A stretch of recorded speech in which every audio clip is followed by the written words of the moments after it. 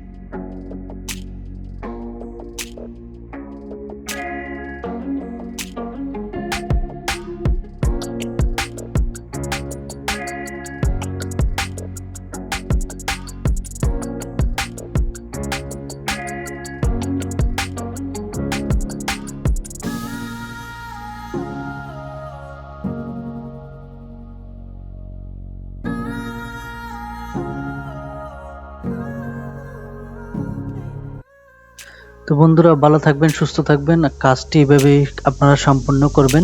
তা আল্লাহ হাফেজ।